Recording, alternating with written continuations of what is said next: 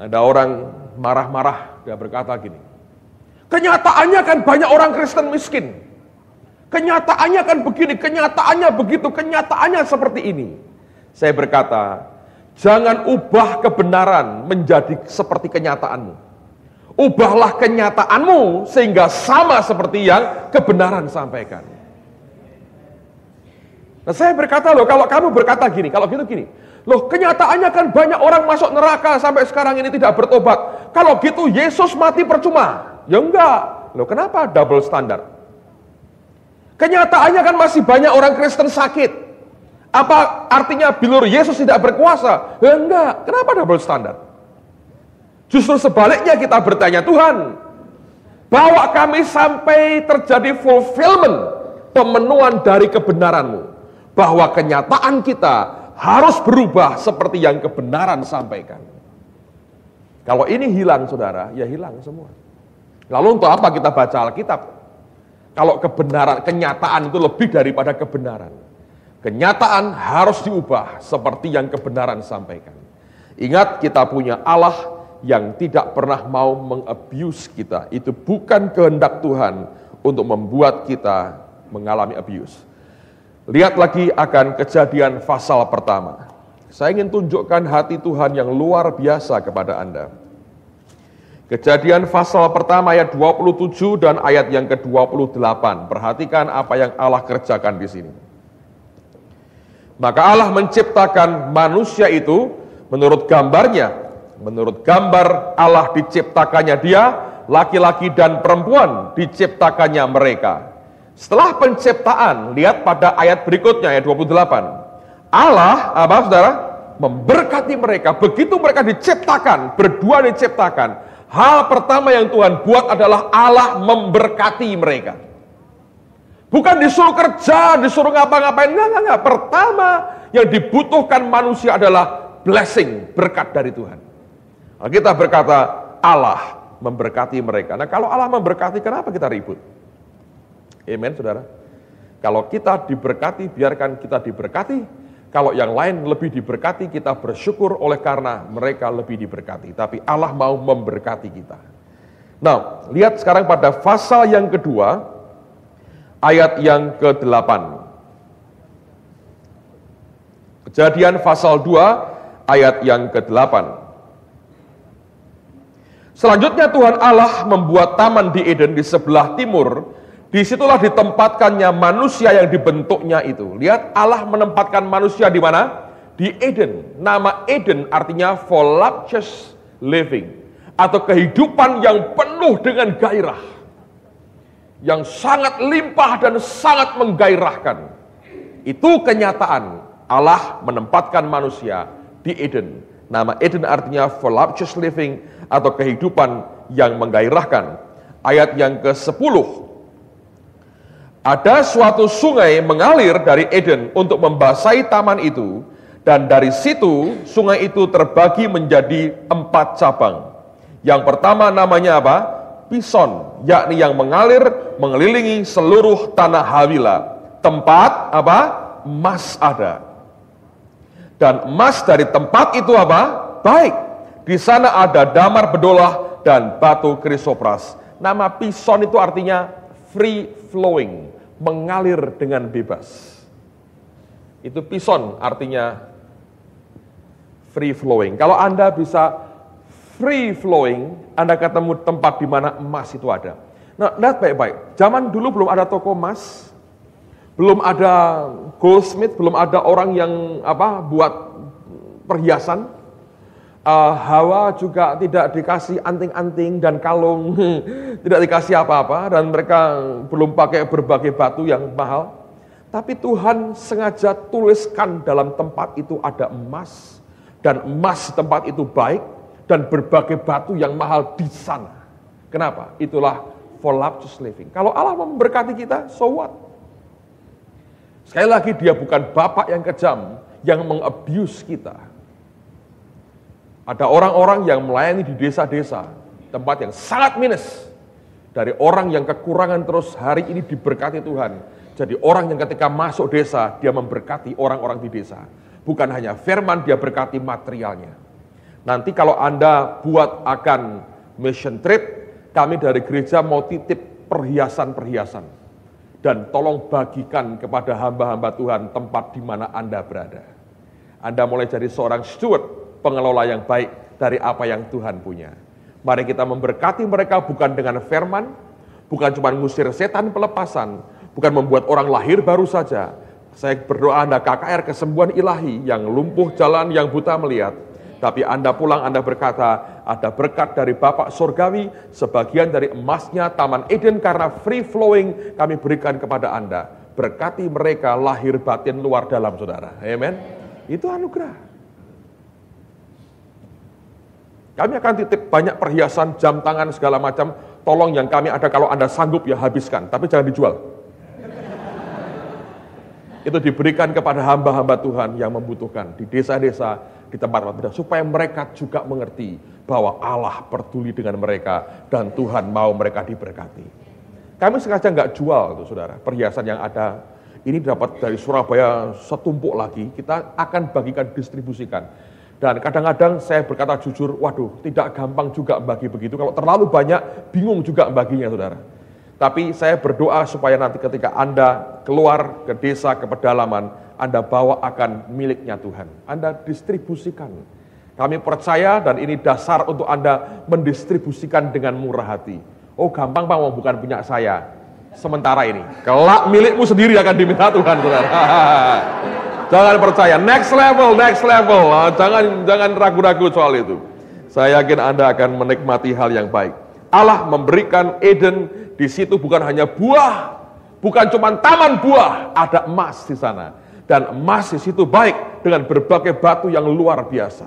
Kalau saudara dan saya bisa melihat semua sebagai kebenaran, kita akan menikmati apa yang baik dari Tuhan. Ingat bahwa Tuhan tidak pernah mengabuse kita. Dia adalah Bapa yang maha baik. Yang ketiga, ini berkaitan dengan janji Allah sendiri. Janji dan rencana Allah. Ini papan terus bisa goyang terus begini ya. Oke, janji dan rencana Allah. Coba sekarang kita buka beberapa bagian firman Tuhan. Kejadian pasal yang ke-12. Saya akan tuntun Anda melihat akan urutan yang ada supaya semuanya jelas. Kejadian pasal 12, ayat pertama sampai dengan ayat yang ketiga. Kejadian 12, ayat pertama sampai dengan ayat yang ketiga. Berfirmanlah Tuhan kepada Abram, pergilah dari negerimu dan dari sanak saudaramu dan dari rumah bapamu ini ke negeri yang akan kutunjukkan kepadamu. Ayat 2, aku akan membuat engkau menjadi bangsa yang besar dan memberkati engkau serta membuat namamu masyhur dan engkau akan menjadi berkat. Aku akan memberkati orang-orang yang memberkati engkau dan mengutuk orang-orang yang mengutuk engkau, dan olehmu semua kaum di muka bumi Tuhan berkata, aku akan memberkati engkau. Kita ini diberkati supaya jadi berkat. Dan berkat yang Tuhan berikan itu seluruh kaum di muka bumi, seluruh dunia. Olehmu seluruh kaum di muka bumi akan diberkati. Nah, pada pasal yang ke-22, kejadian yang sama, pasal 22, lihat mulai ayat yang ke-15.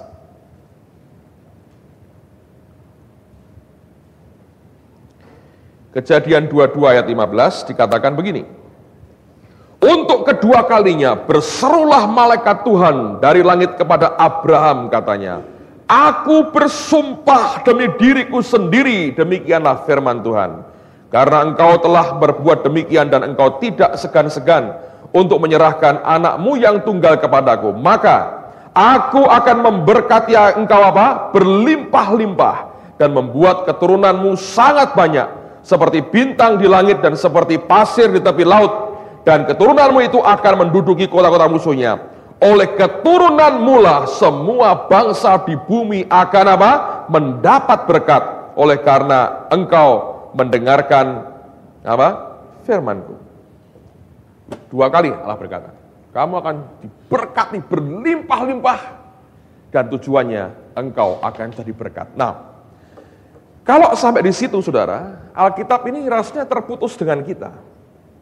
Tapi Anda dilihat di pasal 22, oleh keturunanmu lah maka bangsa-bangsa akan diberkati. Jadi kita ini termasuk keturunan Abraham, itu yang Alkitab katakan. Dari mana kita tahu? Coba buka Galatia pasal yang ketiga. Galatia pasal yang ketiga. Ini masih tentang mengapa anak-anak Allah seharusnya hidup dalam berkat Tuhan. Galatia pasal 3, ayat yang terakhir, ayat yang ke-29. Dan jikalau kamu adalah milik Kristus, saya mau tanya, siapa yang milik Kristus di tengah-tengah kita? Anda milik Kristus, kita punya hak untuk meneruskan kalimat ini. Kalau Anda belum milik Kristus, maju ke depan, bertobat, terima Yesus.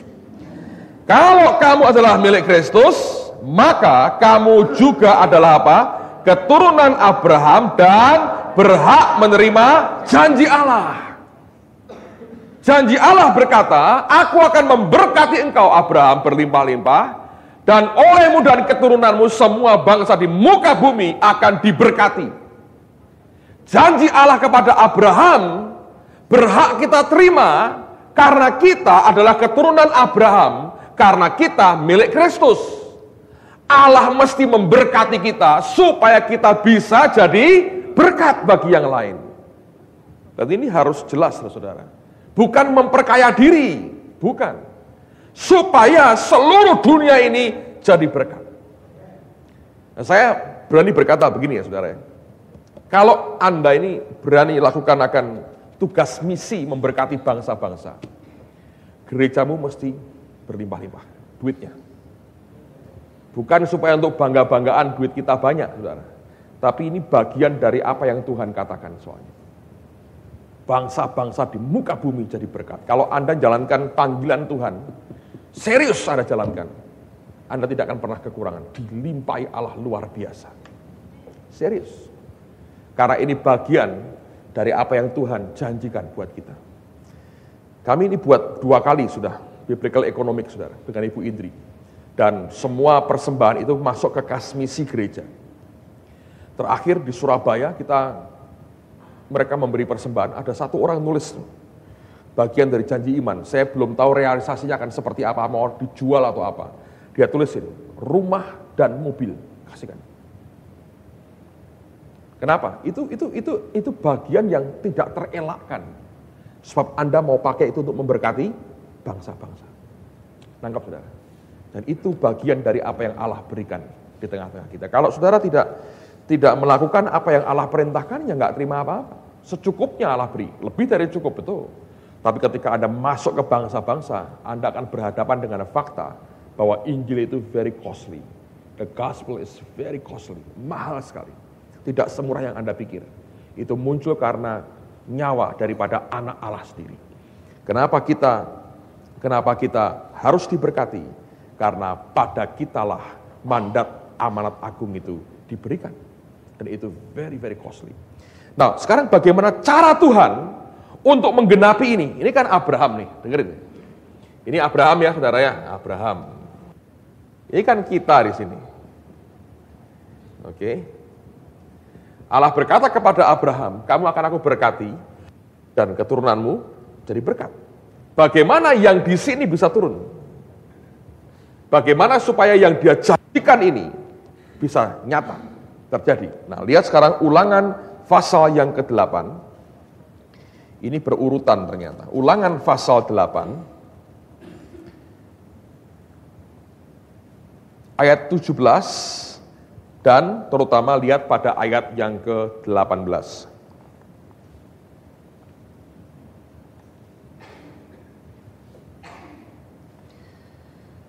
Ulangan pasal yang ke-8 8 ayat 17 dan ayat yang ke-18.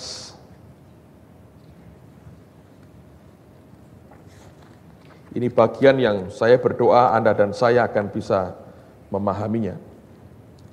Dikatakan oleh firman Tuhan, maka janganlah kau katakan dalam hatimu, kekuasaanku dan kekuatan tangankulah yang membuat aku memperoleh kekayaan ini.